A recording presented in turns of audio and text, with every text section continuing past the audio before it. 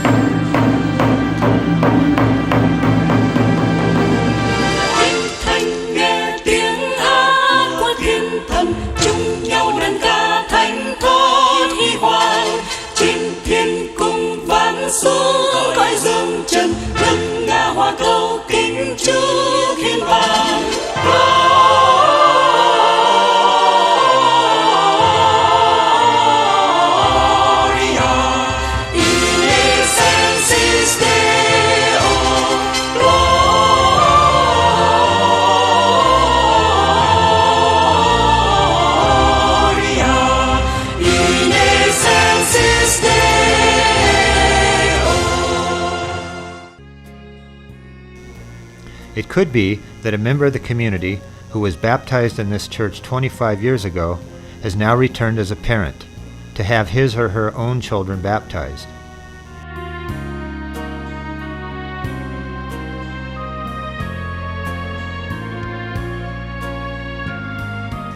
Over the last 25 years, there are also those who have passed away and received the last rites here in this church.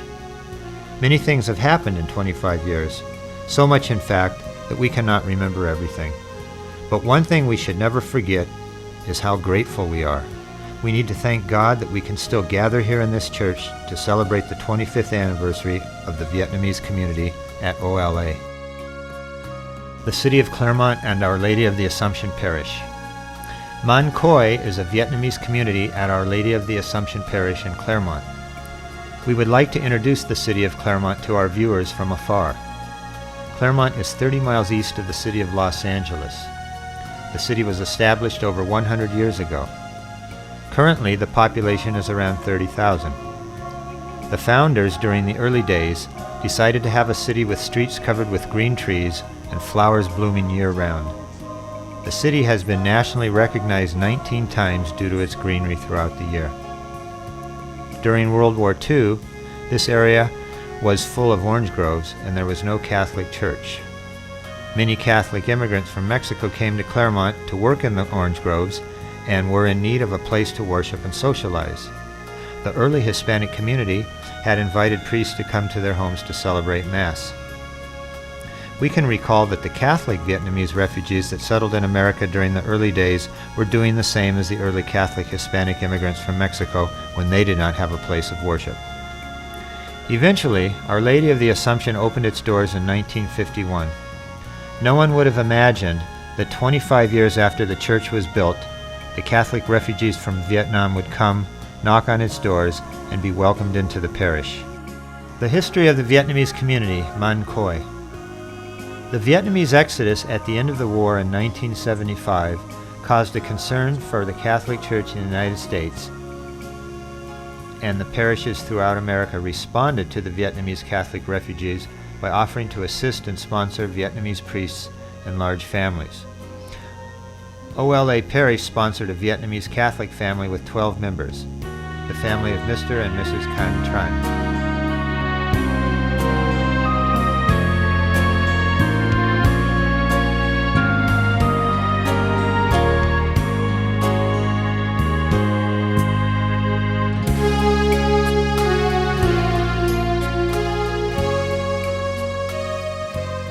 Mr. Yuet Xuan Nguyen, a longtime member of the Vietnamese community who settled in this area during the early days when the Vietnamese refugees had just arrived, offers the following comment about the early community. During the years 1975 to 1977, a number of families from the states of Arkansas, Maryland, New York, Pennsylvania, and Washington arrived in Pomona and surrounding cities, got together, and formed a Vietnamese Catholic group in the Pomona area. They felt the need to worship in their own language.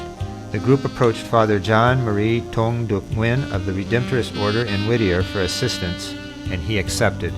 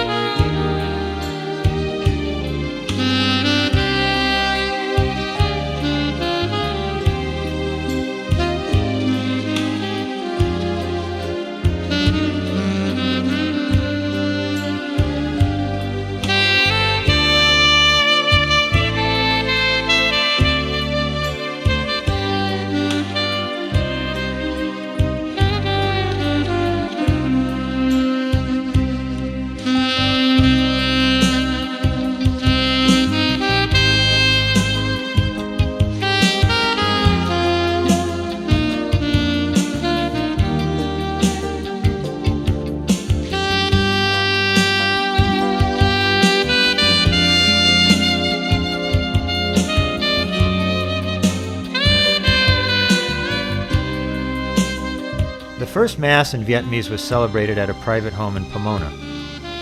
After the Mass, an initial leadership group was formed and headed by Mr. Kung Tae Dang. Afterwards, the group and other dedicated individuals approached Father Manuel Sanchez, pastor of the Sacred Heart Church of Pomona, and he agreed to allow the group to celebrate Mass there starting in July 1977. During this time, religious education and Vietnamese language classes were supported by Father Tong and dedicated members of the group. Father Tong was only able to celebrate Mass during the weekends and had to return to his order in Long Beach during the weekdays. After April 1979, due to the long commute and health reasons, Father Tong was unable to come for Mass, and thus there was no Vietnamese Mass for a period of time.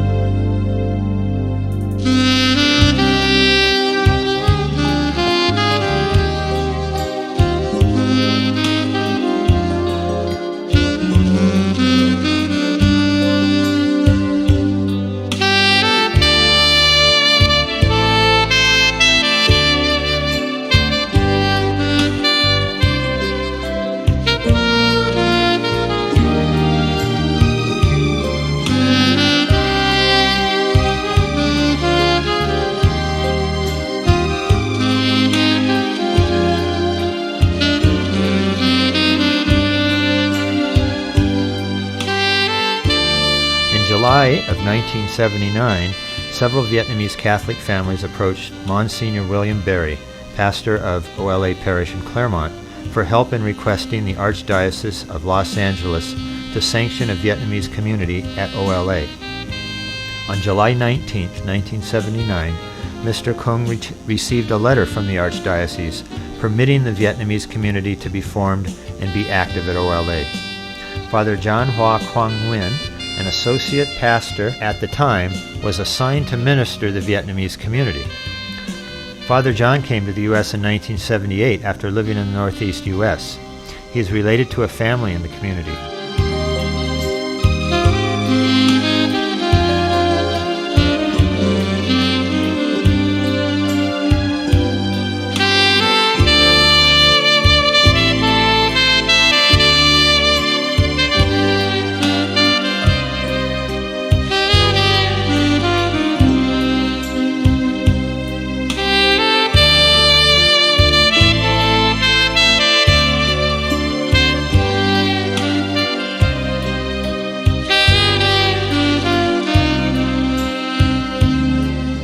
When I invited the Vietnamese community to come to Our Lady of the Assumption Parish, it was a number of years ago, and it was at a point when they were beginning to become a part of the life of Southern California.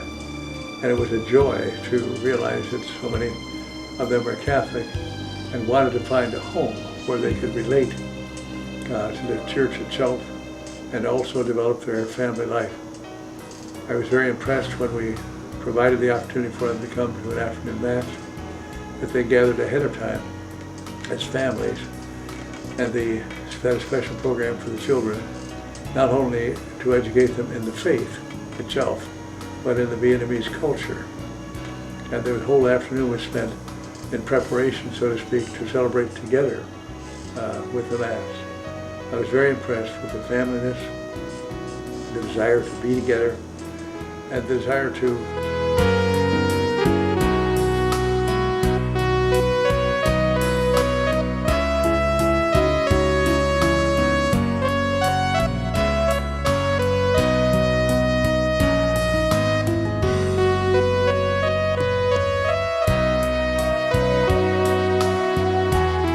Having left Vietnam in 1978, Father John was dedicated to having religious education, First Communion, and confirmation classes. 2 years later, a special meeting was convened on August 30th, 1981 at 1 p.m. to select the name for the Vietnamese community at OLA. The title Đức Mẹ MÂN COI, Our Lady of the Rosary, was selected.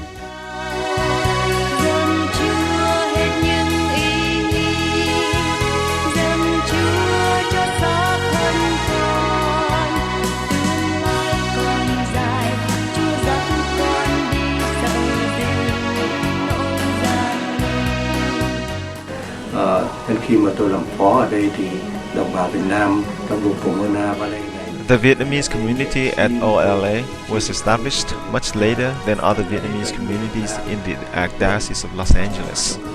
When I was an associate pastor at OLA, the Vietnamese Catholics who celebrated Mass at Sacred Heart Church in Pomona monthly with Father Tong asked Monsignor Berry if I can celebrate weekly Mass at OLA with the community.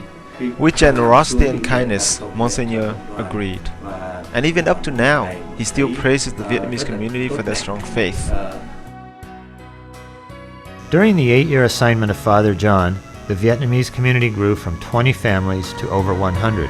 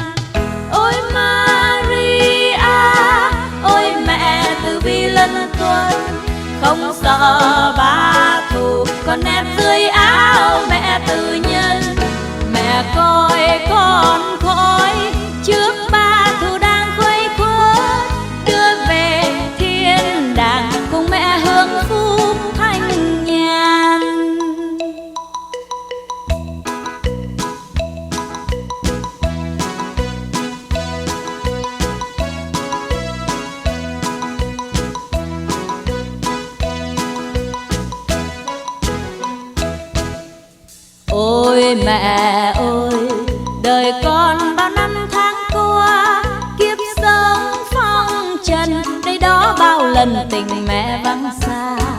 Rồi con yếu đuối, ngã trên đường gai dương thế, xin mẹ dắt dìu con vui bước đi theo mẹ.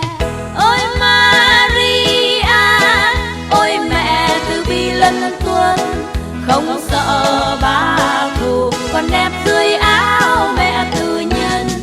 Mẹ coi con khỏi trước ba thù đang vây khuất, đưa về thiên đàng cùng mẹ hướng phúc thanh nhàn.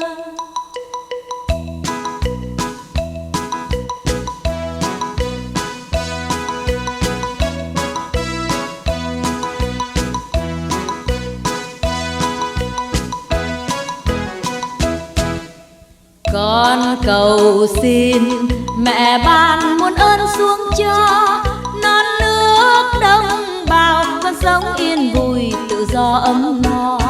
Tình mẹ gieo rắc khắp trên Việt Nam yêu dấu, muôn người dân Việt cùng yêu mến nhau trong mẹ. Ôi Maria, ôi mẹ từ bi lân tuân, không sợ ba thù, con nép dưới áo mẹ từ nhân. Mẹ coi con khỏi trước ba thù đang quây quần, đưa về thiên đàng cùng mẹ hướng phúc thanh nhàn. Đưa về thiên đàng cùng mẹ hướng phúc thanh nhàn. Đưa về thiên đàng cùng mẹ hướng phúc thanh nhàn. Đưa về thiên đàng cùng mẹ hướng phúc thanh nhàn. Đưa về thiên đàng. During the years 1979 to 1986, the community was under the lay leadership of Mr. Cong Tae Dang and Mr. Hien Van Nguyen. Mr. Hien passed away in 2000.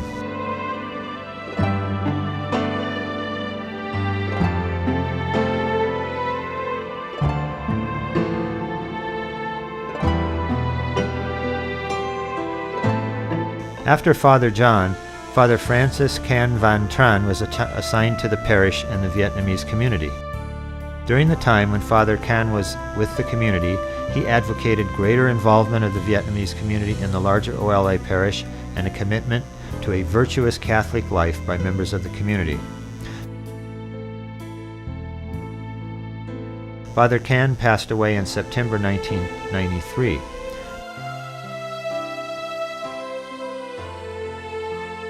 During the time, the community was under the lay leadership of Mr. Phung Tan Dang from 1988 to 1989, followed by Mr. Tuan Nguyen.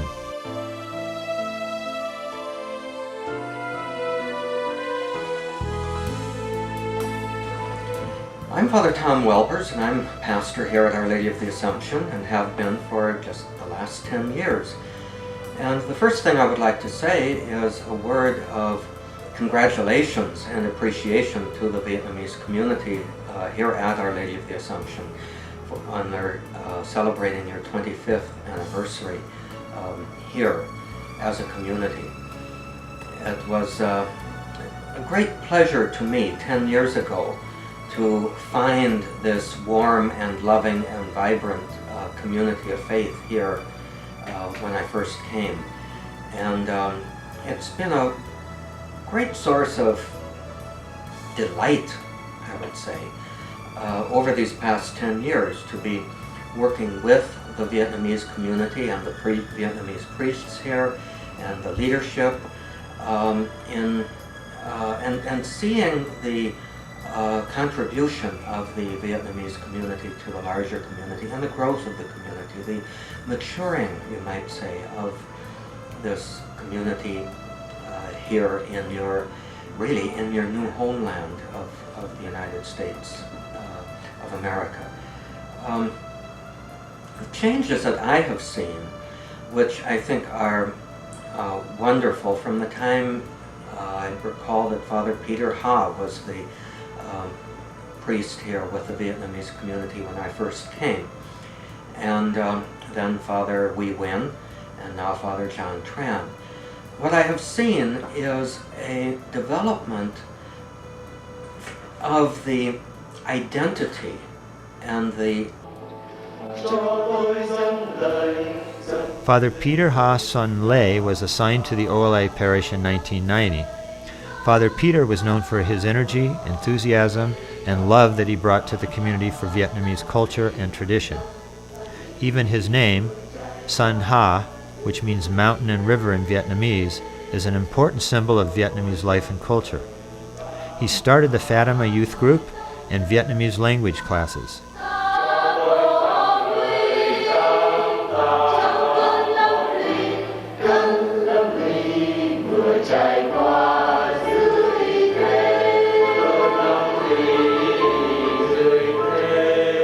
Mr. Jan Van Nguyen assisted Father Peter as deacon from 1994 to 1995. Mr. Jan was ordained a priest soon after. Father Peter was assigned to another parish in July 1994. When we think of Father Peter, we think of a time of growth for various groups in the community. Mr. Tuan was the key lay leader during this time, continuing from the time of Father Francis Ken. In 1992, Mr. Nhiat Duy Nguyen was elected to replace Mr. Tuan. Mr. Nhiat served the community until 1994. During the last year of Father Peter at OLA, Mr. Ngan Xuan Luang took the lay leadership, replacing Mr. Nat.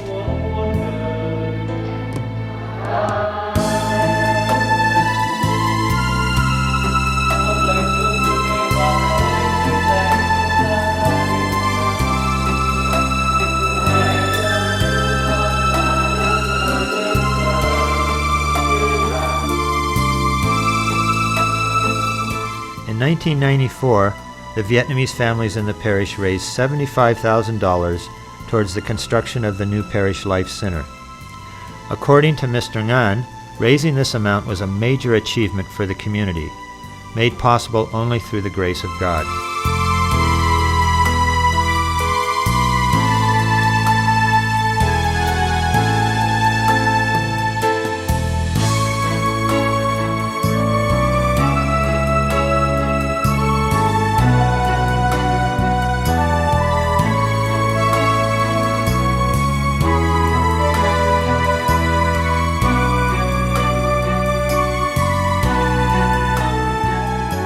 Father Augustine Huy Nhiat Nguyen replaced Father Ha in 1994. Father Huy was the first Vietnamese priest assigned to OLA who was trained and ordained in the Diocese of Los Angeles at St. John's Seminary. He continued on with and enhanced the activities started by Father Ha. During this time, there was an increase in families that attended the Vietnamese Mass at OLA and increased participation in community activities. More children enrolled in the Vietnamese language classes, including children from non-Catholic families in the area, resulting in a Vietnamese language center at OLA. Mr. Ngan's term ended in 1998, and Mr. Nguyen Con Min replaced him and served until 2000.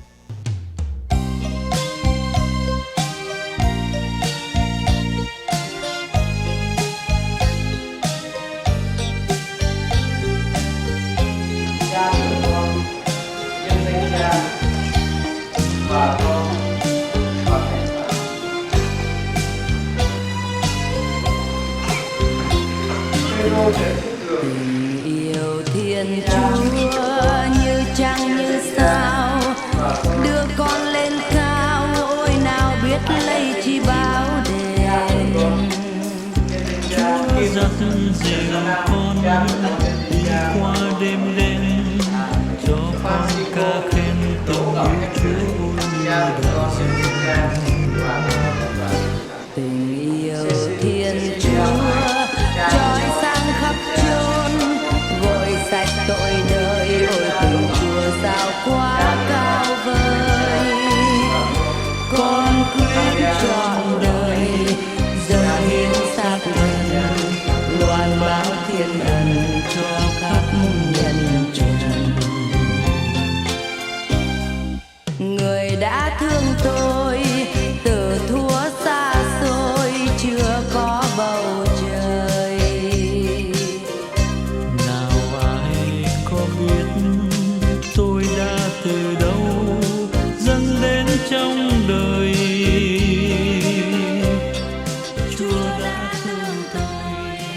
chào quý anh chị em trong cộng đoàn MÂN COI. Từ ngày tôi về đây đến giờ, tôi cảm thấy rằng đây là một cộng đoàn chúng ta được Chúa chúc phúc rất nhiều, bởi vì cộng đoàn MÂN COI của chúng ta rất là đoàn kết, thương yêu nhau. Chúng ta có thể thấy chứng tỏ trong tất cả những sinh hoạt của cộng đoàn. Một cái điểm đặc biệt là cộng đoàn MÂN COI của chúng ta được giáo sư ở đây hỗ trợ rất nhiều. In July 1999, Father John Nghi, Cong, Tran was assigned to the parish, replacing Father Huy, and now serves as the current priest of the Vietnamese community. He is the director of Viet Catholic, an internationally acclaimed Vietnamese Catholic news service on the internet. All community activities continue to thrive under Father John's leadership, and he continues to encourage participation in the larger OLA parish. He has promoted the formation of various lay ministry groups among the Vietnamese community, such as Eucharistic ministers, ministers of the words, and others. Father John has also provided support for the community's various cultural activities after Mass. Father John has been instrumental in having a number of bishops and priests from Vietnam celebrate Mass for the community, including Cardinal Jean-Baptiste Man Minh Pham, the current Archbishop of Saigon Archdiocese.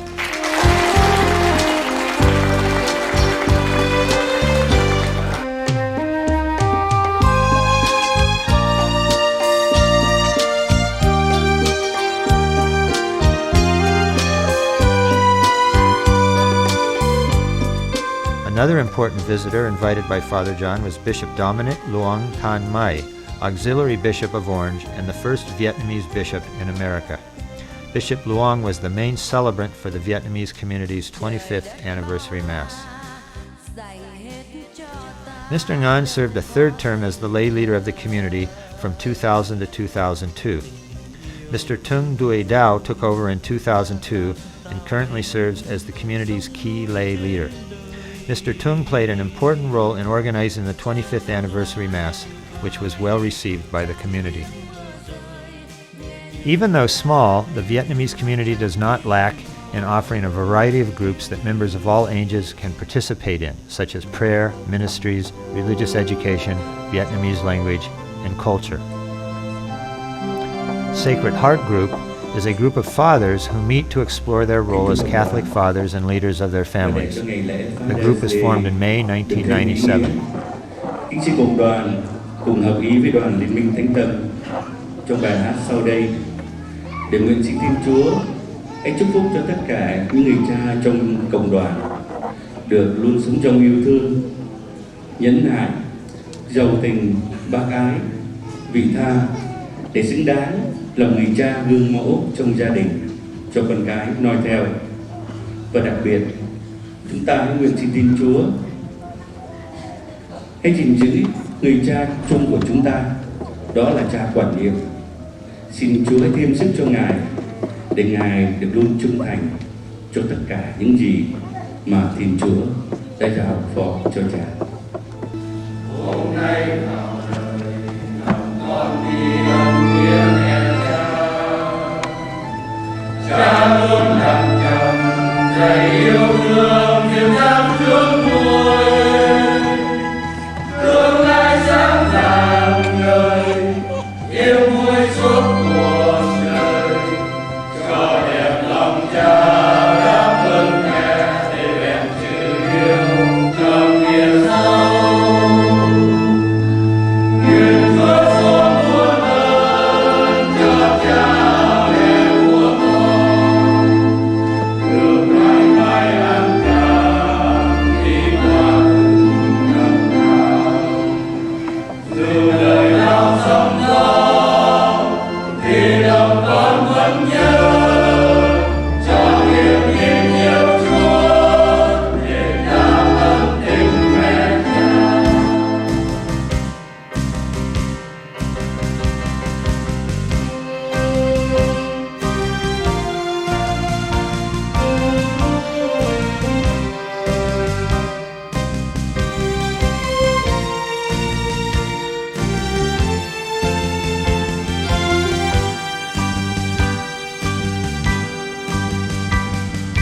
Lạy mẹ Maria, mẹ Thiên Chúa, mẹ đồng trinh,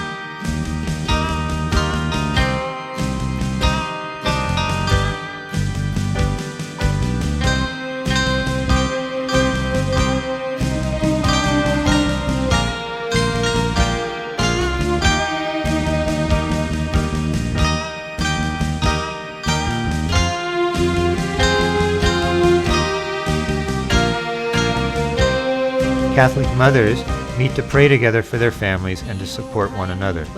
The group also serves as a hospitality team for gatherings of the Vietnamese community. The group was formed in January 1994 and selected Saint Monica as their patron saint. Trên con đường Chúa đi xưa con mẹ con vui bước tới Thiên Chúa, hy sinh nhiều vì bác ái quyền lợi.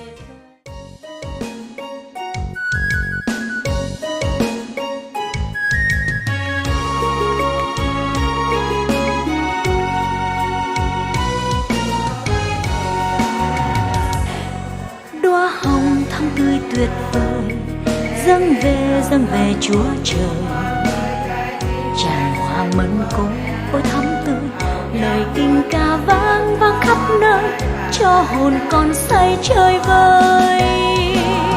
Dâng mẹ tràn hoa mân côi tràn hoa, dâng mẹ tràn hoa mân côi bao chiều bên, dâng mẹ hồng thiêng ngát hương ôi rượu vời, dâng mẹ ngàn lời kinh Ave Maria,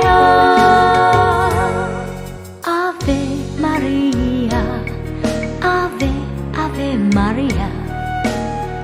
Lời kinh mân côi ôi rất thiêng, lòng người cậy trong luôn vững tin, dâng mẹ đời bao hy sinh. Dâng mẹ tràn hoa mân côi tràn hoa, dâng mẹ tràn hoa mân côi bao chiều bên, dâng mẹ hồng thiêng ngát hương ôi rượu vời, dâng mẹ ngàn lời kinh Ave Maria.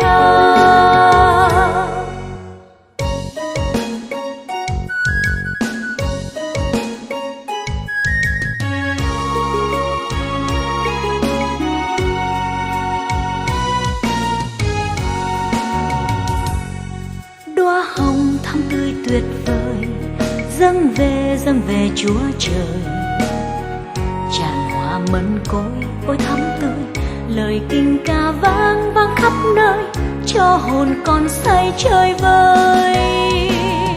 Dâng mẹ tràn hoa mân côi tràn hoa, dâng mẹ tràn hoa mân côi bao chiều bên, dâng mẹ hồng thiêng ngát hương ôi rượu vời, dâng mẹ ngàn lời kinh Ave Maria. Cursillo is a movement of the church that is committed to spreading the gospel message using a specific method and strategy. It is an agent of change and serves as a catalyst for the Christian transformation of society's moral and ethical values and strives to be an authentic Christian witness in the world. Mẹ đời bao hy sinh, dâng mẹ tràn hoa mân côi tràn hoa. Fatima Cadet Youth Group is an organized youth group that is truly to be commended and supported. The group teaches boys and girls to revere Mary with the three children from Fatima as role models. The group promotes saying the Rosary daily to pray for world peace and to spread the worship of the Immaculate Heart of Mary.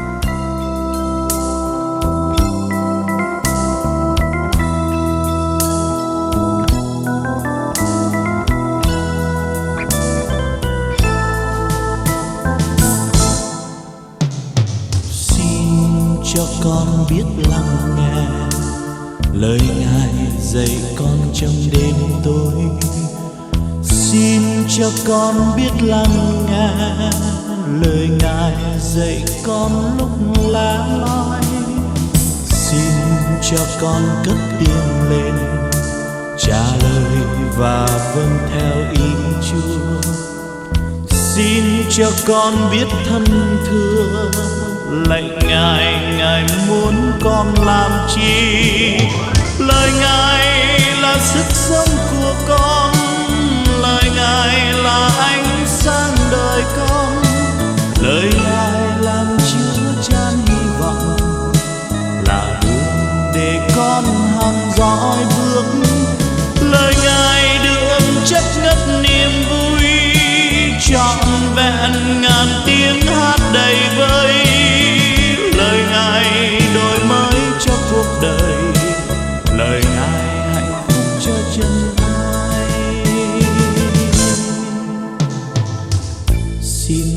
con biết lắng nghe lời Ngài truyền giao cho thế giới.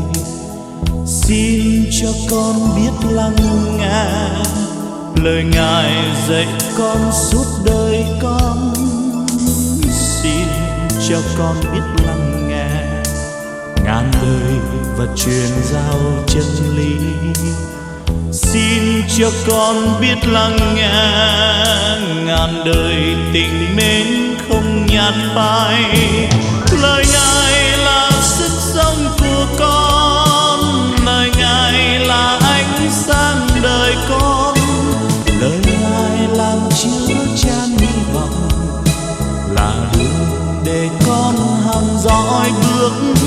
Lời Ngài đượm chất ngất niềm vui, trọn vẹn ngàn tiếng hát đầy vơi.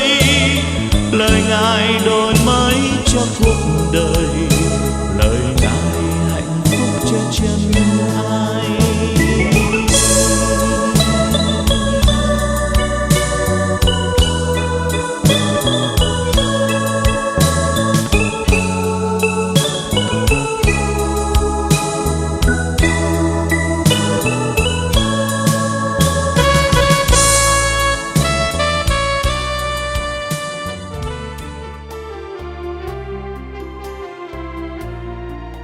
The family prayer group was formed in April 1981. The purpose is to meet at different family houses each Saturday evening at 5 p.m. to say the rosary and to share with each other both happy and sad moments in life.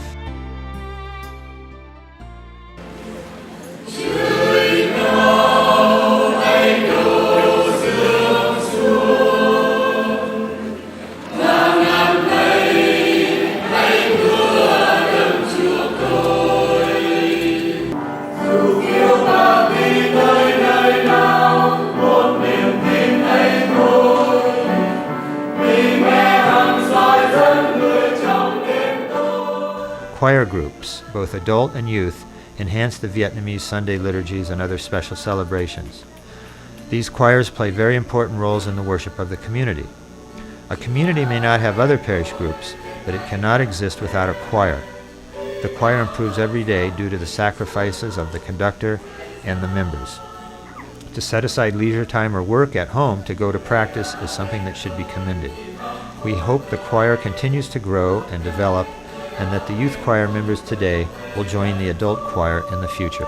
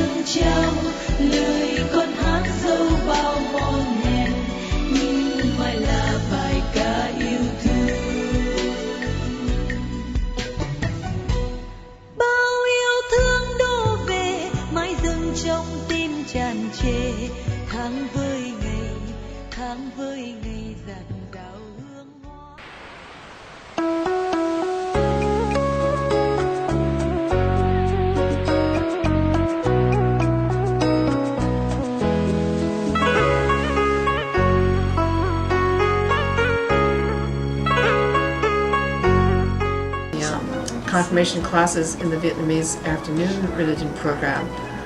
Those students join and do everything together, retreats, different sponsor day activities with the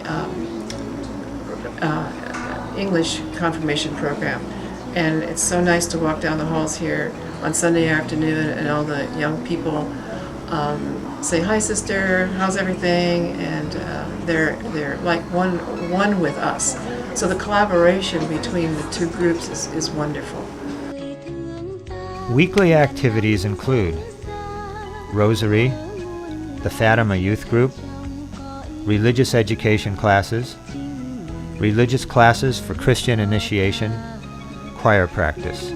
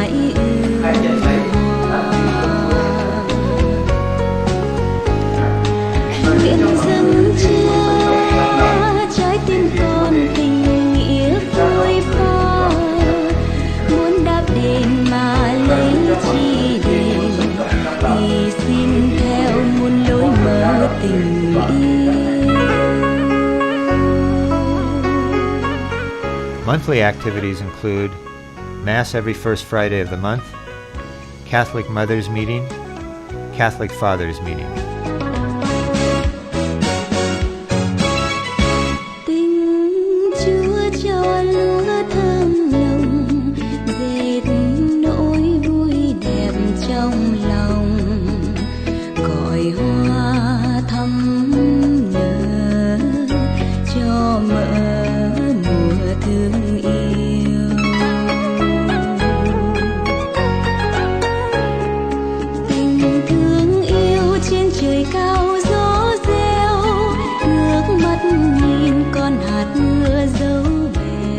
Every Christmas, a large star is placed high up on the church's tower.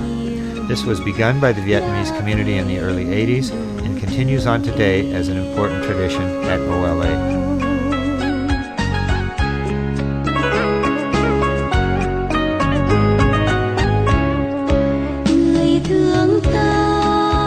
Cultural activities. Classes in Vietnamese culture, language, and traditions from grades 1 to 6 are offered weekly for children, every Sunday during the school year.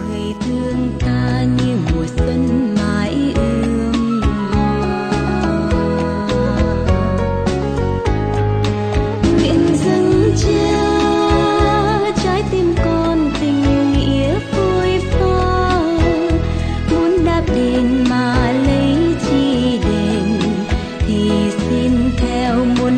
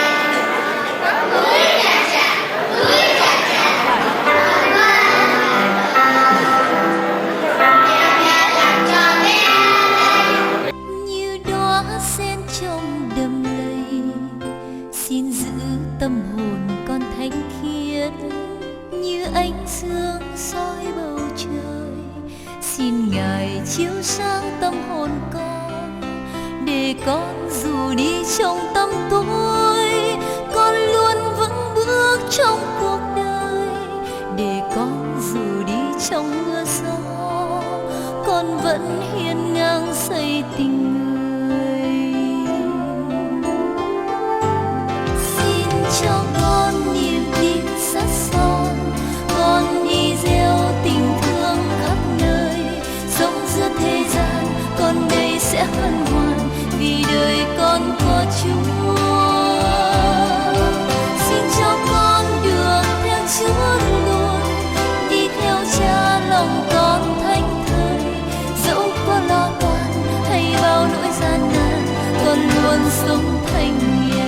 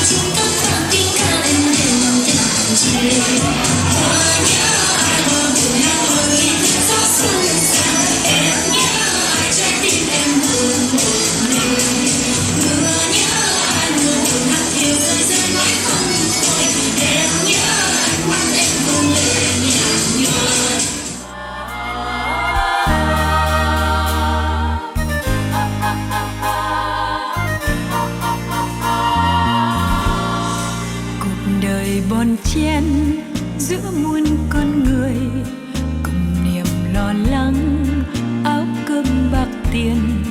Này người bạn ơi, chớ quá buồn lo, hãy cứ tin yêu Cha, quan phòng là Thiên Chúa. Chẳng gặt chẳng gieo lũ chim trên trời, chẳng dệt chẳng may đóa hoa ngoài đồng. Ngày ngày chim ca hát sướng cùng hoa, thấy lũ chim nọ hoa kia đẹp hơn áo vua. Lo gì ngày mai mai sẽ lo gì mặc chi ăn uống chi, lo tìm vui công chính Cha, lo tìm cho ta nước Cha. Này bạn ta quý hơn là loài chim đóa hoa, thì băn khoăn ngày mai làm chi. Ngày ngày cầu xin giống xưa Cha dạy, hàng ngày đủ nó áo cơm thơm lành. Every summer, the Vietnamese community celebrates Mass outside in a park to help the congregation experience Mass with nature so they can appreciate the magnificence of the Creator. After Mass, there is a picnic so everyone can share with one another food, especially prepared by each family. The youth of the community also have the opportunity to play sports such as volleyball, soccer, and physical games. Outside Mass is very well received by most families in the community. Lo gì ngày mai mai sẽ lo gì mặc chi ăn uống chi, lo tìm vui công chính Cha, lo tìm cho ta nước Cha. Hoa mồ hôi đất hoang, hoa lệ kinh đất khô, bàn tay trai cần lao lòng vui.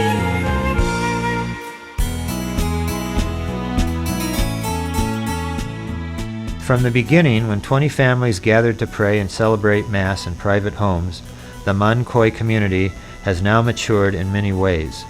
According to estimates from lay leaders, the number of families currently in the community is around 200. In 25 more years, what will become of MÂN COI? Everyone will find his or her own answer with faith and hope that we have for our community.